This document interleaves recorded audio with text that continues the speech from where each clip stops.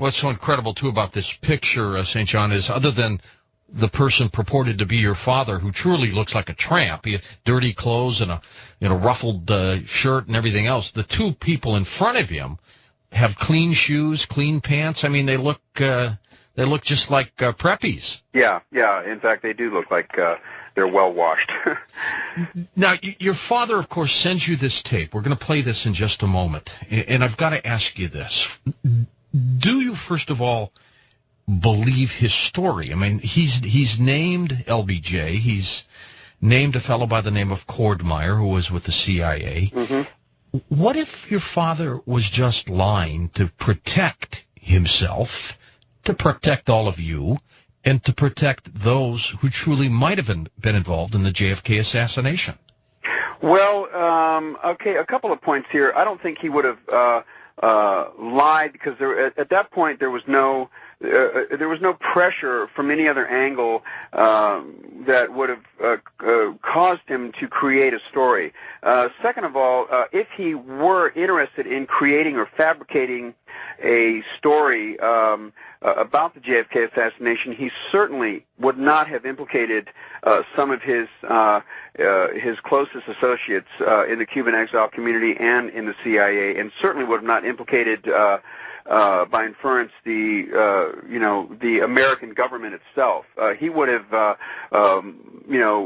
much more than likely fabricated a story involving a Soviet plot, painting a picture that Lee Harvey Oswald was a Soviet sympathizer, that was a Soviet agent, or something along those lines. He would.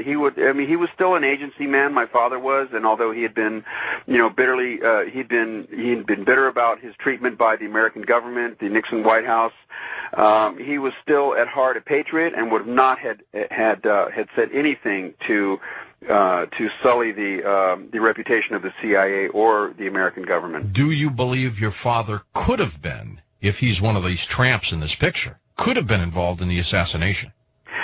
Well, the photograph of the tramp certainly looks, very, very much like my father. By my father's own testimony to me, by his own admittance to me, he was a bench warmer, those are his words, in the what he called the big event, which was the running code name for the assassination to kill President Kennedy. So he knew it was coming down, right? Well, according to what he told me, he knew that it was coming down. He had attended a couple of meetings at safe houses in Miami, Florida, and apparently the plot was to have taken place in Miami. All right, now we're going to listen to a tape. You're going to hear some names mentioned. This is the voice of E. Howard Hunt in a tape that he sent to his son, St. John Hunt. It's a longer version of the tape. What you're hearing is an edited, shorter version. I heard from Frank that LBJ had designated Cordmeyer Jr.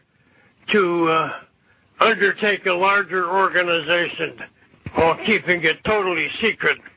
Cordmeyer himself was a rather favored member of the Eastern aristocracy. He was a graduate of Yale University and had joined the Marine Corps during the war and lost an eye in the Pacific fighting. I think that LBJ settled on Meyer as an opportunist, Perrin like himself, Perrin, and a man who had very little left to him in life ever since JFK had taken Cord's wife as one of his mistresses.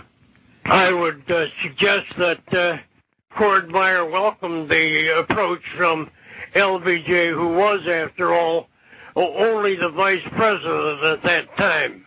And, of course, could not number Cordmeyer among JFK's admirers. Quite the contrary. As for Dave Phillips, I knew him pretty well at one time. He worked for me during the Guatemala project. He had made himself useful to the agency in Santiago, Chile, where he was an American businessman.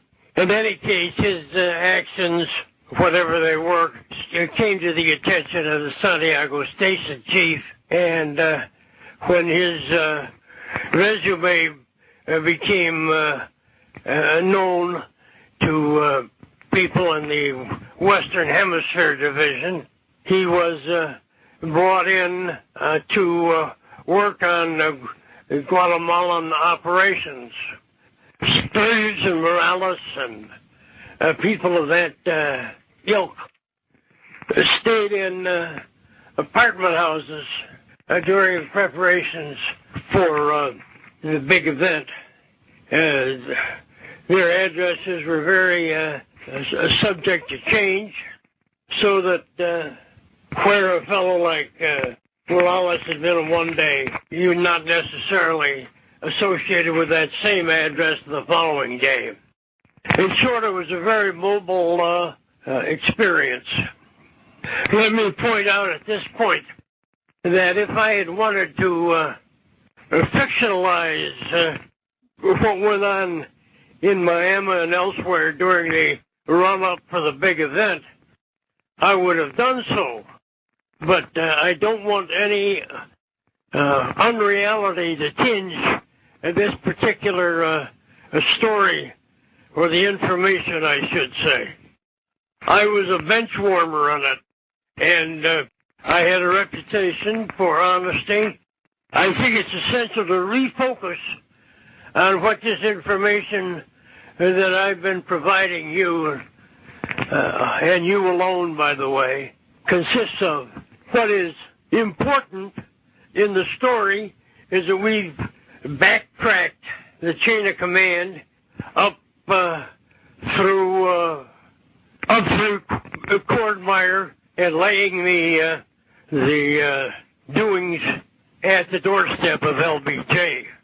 He, in my opinion, had an almost maniacal urge to become president. He regarded JFK as he was, in fact, an obstacle to achieving that. He could have waited for JFK to finish out his term and then undoubtedly a second term. So that would have put the LBJ at the head of a long list of people who were waiting for some change in the executive branch. You know, I've already passed this story on to Glenn Beck at CNN Headline News, St. John, and I think this story will probably become world news in a much bigger way than it already has very shortly. An amazing story, absolutely, which may either open up the door or at least close the door to, I think, one of America's darkest hours. Yeah, it is truly amazing, and from my point of view, as my father's son, you know, I have the deepest love and the fondest memories of my father, the greatest respect for him, and I think that at the end of his life, he was certainly brave enough to pass this information on to me. You know, we had quite a few conversations about this. And it was at his behest that I wait until he passed away that you know, that I should reveal this.